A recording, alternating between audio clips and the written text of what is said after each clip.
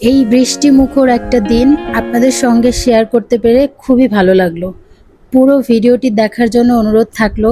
সারাদিন আমরা যা যা করলাম সবটাই থাকছে এই ভিডিওর মাধ্যমে। আসসালামু আলাইকুম everyone, welcome back to our new video. তো অনেক দিন পরে একটা ভ্লগ ভিডিও নিয়ে আসলাম।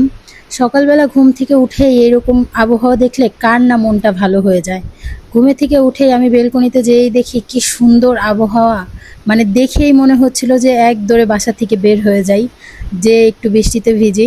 তো তখনই তো আর এটা সম্ভব হচ্ছিল না, এই জন্য মনটা খুব বাকু বাকু করছিল বৃষ্টিতে ভেজার জন্য।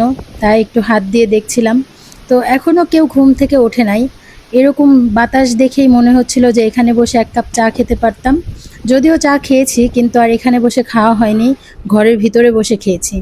তো একবার বেলকনি একবার জানলা, সব দিক দিয়েই মনটা বাহিরে যাওয়ার জন্য খুব ছোটাছুটি করছিল।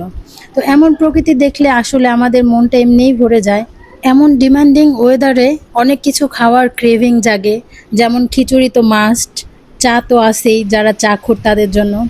তো সব কিছু উপেক্ষা করেই আমার আর কিছু ভাল লাগছিল না, ইচ্ছা হচ্ছিল যে বৃষ্টিতে আমি ভিজবই। তাকে খুব পটায়ে আমরা ছাদে নিয়ে গেলাম ভেজার জন্য, আর সাথে ছিল রাফিদ। তো মূলত রাফিদ আর আমি ভিজবো, তাকে নিয়ে গেছিলাম ক্যামেরাম্যান হিসাবে। তো রাফিদ দেখলাম ছাতা নিয়ে গেছে, কারণ ও গোসল করে ফেলছিল। তো আর কি করার, সে দাঁড়িয়ে দেখুন। আমি যাবো, না, আমি ভিজবো, তুমি দেখবা। আমি যাবো। তো এই ছিল আজকের ভিডিওটি, আশা করি সকলের ভালো লাগবে।